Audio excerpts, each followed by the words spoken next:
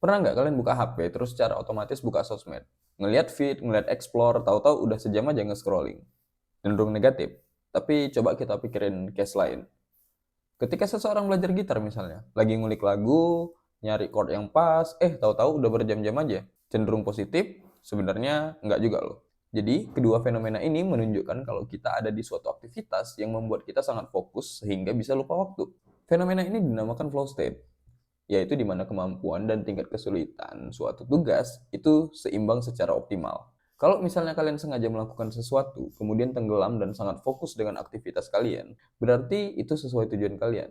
Aku akan sebut ini dengan flow state yang relatif baik. Tapi kalau kalian nggak dengan sengaja ingin melakukan aktivitas tersebut, tapi bisa tenggelam dan terasa mengalir pada aktivitas tersebut, aku sebut ini dengan flow state yang relatif buruk.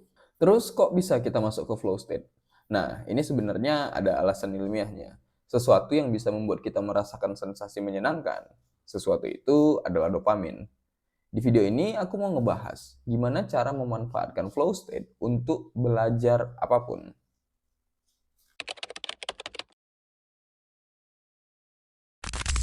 Kayak yang aku jelasin sebelumnya, flow state itu ada yang relatif baik, ada yang relatif buruk. Relatif baik berarti kita inginkan itu terjadi, yang artinya kita sengaja melakukannya. Yang relatif buruk itu tidak kita inginkan terjadi, artinya kita tidak dengan sengaja berada di flow state. Tidak sengaja karena diarahkan oleh eksternal diri kita, misalnya algoritma medsos, atau tidak sengaja karena diarahkan oleh alam bawah sadar kita. Biasanya disebut overthinking. Jadi, flow state yang aku bahas di sini adalah flow state yang relatif baik. Artinya yang dengan sengaja kita lakukan. Karena kita pengen memanfaatkan flow state ini untuk belajar.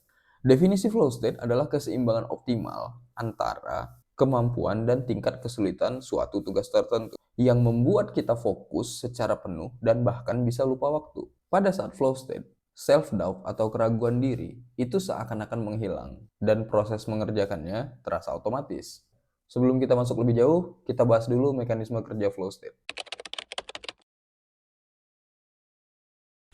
Sekarang anggap aku menerima tugas A. Sukses atau gagal tugas A aku kerjakan hanya bisa diketahui setelah aku kerjakan. Pada diagram ini, tugas A memiliki parameter tingkat kesulitan yang digambarkan oleh sumbu X. Sedangkan aku sendiri memiliki tingkat kemampuan dalam menyelesaikan tugas A ini yang digambarkan oleh sumbu Y.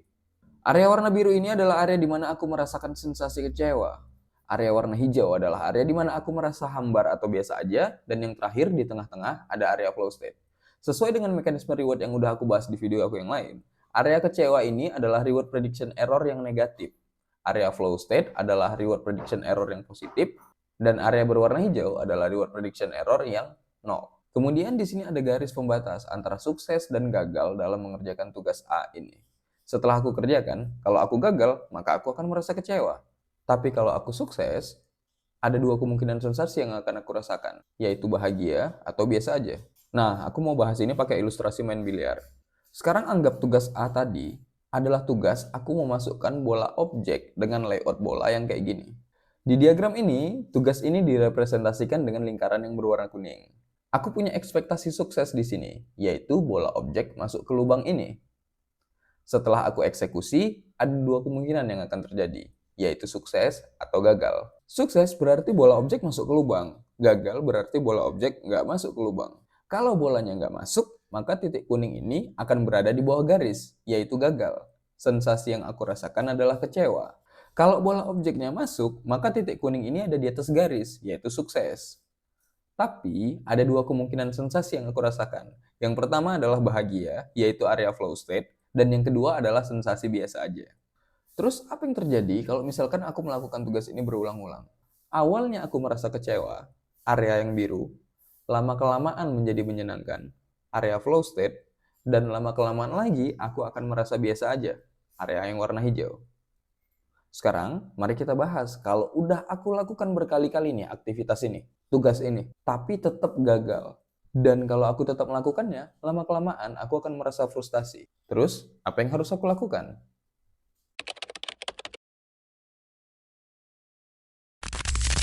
Proximal goals adalah cara memecah tugas yang terlalu berat menjadi tugas-tugas kecil. Untuk memukul bola objek dengan tepat supaya masuk lubang, ada beberapa teknik yang harus aku kuasai.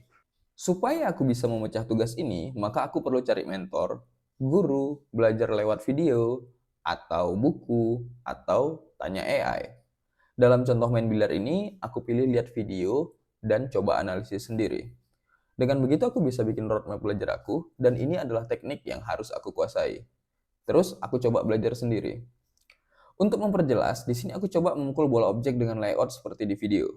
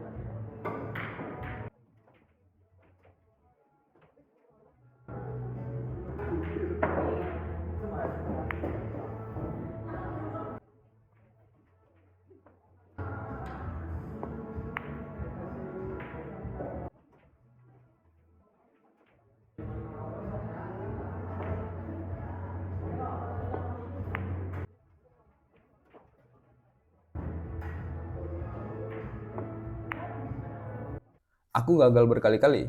Daripada aku frustasi, aku memilih untuk membuatnya menjadi mudah dengan memecah tugas berat ini. Yang dalam contoh ini, aku merasa terlalu berat karena jaraknya terlalu jauh. Oleh karena itu, aku perlu memperkecil jaraknya. Dan akhirnya berhasil.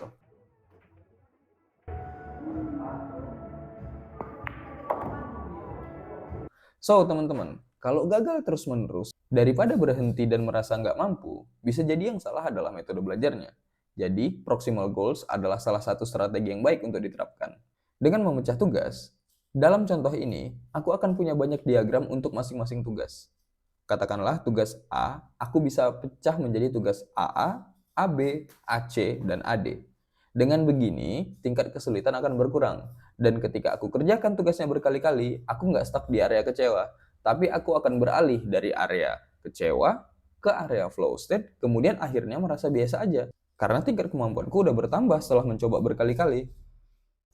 Terus gimana kalau udah di area biasa aja? Kalau skill aku dalam menyelesaikan tugas ini udah cukup baik, pada akhirnya lingkaran kuning di diagram tadi udah berada di area warna hijau. Sensasi yang aku rasakan biasa aja. Lalu aku coba nih melakukan tugas tersebut terus-terusan. Karena saking hambarnya dan biasa aja sensasi yang aku rasakan, akhirnya lama-lama bisa jadi bosan. Nah, kalau kayak gini, apa yang harus aku lakukan? Ayo kita bahas.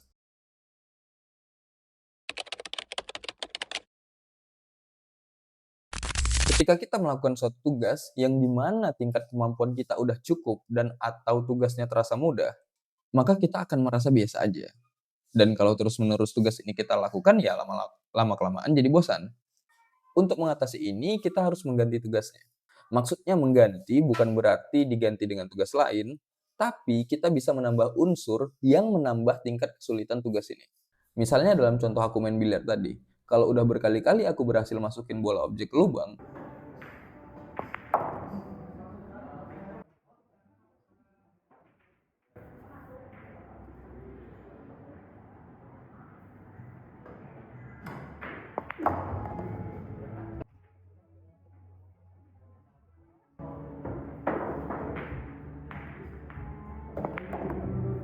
maka aku ganti tugasnya dengan menambah jarak antara bola objek dengan lubang dan menambah jarak antara bola objek dengan bola putih.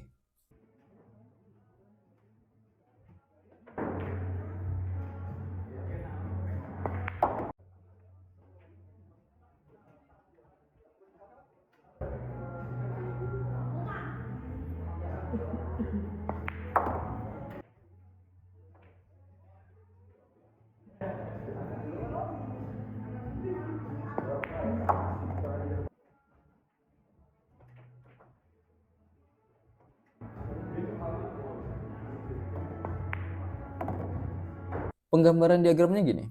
Lingkaran kuning akan bergeser ke kanan dengan aku menambah tingkat kesulitannya. Kalau aku nambahin tingkat kesulitannya nggak terlalu banyak, maka yang terjadi, aku tetap fokus mengerjakan tugas tersebut dan berada di area flow state. Tapi kalau aku tambahin terlalu banyak, kayak yang di video ini,